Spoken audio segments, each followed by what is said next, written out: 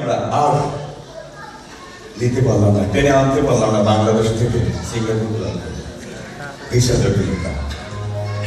তখন রাগে দুঃখে কবে আমার সমস্ত মাথা জ্যাম হয়ে গেল। আপনি দেখবেন যারা বিবাহিত পুরুষ, আপনার স্ত্রী যখন রেগে যায়, আপনি শব্দটা নিয়ে বুঝতে পারেন আপনার স্ত্রী রেগে গেছে, কারণ তখন হাড়ি পাখির জোরে জোরে শব্দ হয়। সেই সব পুরুষরাই করে হাততালি দিয়েছে যারা বইয়ের যন্ত্রণা অতিষ্ঠ। আমি যখন রেগে যাই তখন তো আমি আর হাড়ির মধ্যে চাকাতে পারি না। তখন আমার রাগটাকে দমানোর জন্য আমি যে কাজটি করি তা হচ্ছে আমার সামনে থাকা পত্রিকা ছিঁড়ে আমি কুটকুটি করে হলো সময় কাটাই, ব্রেনটাকে পত্রিকার দিকে নিয়ে যাই।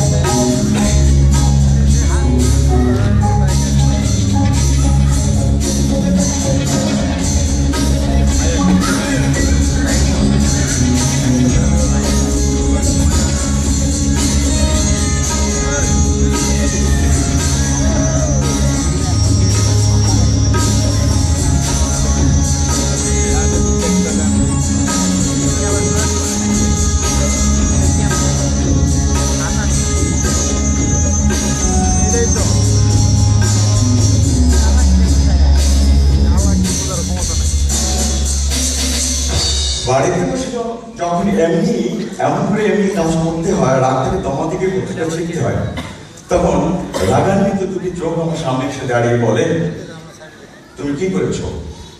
বুঝতে পারছেন কে বলছে?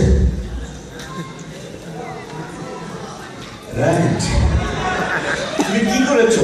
পত্রিকা ছিঁড়েছো কেন? আমি বললাম সমস্যা কোথায়? সমস্যা তুমি জানো না কোথায়? আরো রেগে যাচ্ছে, বলো কোথায় সমস্যা? বলো তুমি জানো না পত্রিকা থেকে নানা রকম রেসিপি, সমস্যা কোথায়? বলো তুমি জানো না পত্রিকা থেকে নানা রকম রূপচর্চার টিপস। তখন আমি বললাম সমস্যা কোথায়?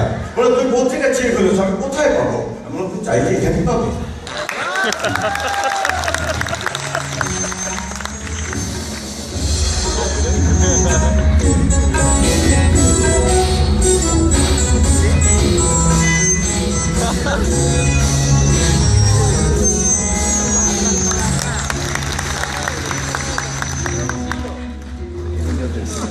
শিশু বন্ধ হওয়া ভাইয়ের ব্যাপার, এটা কোনো চেষ্টা দিয়ে শিশু বন্ধ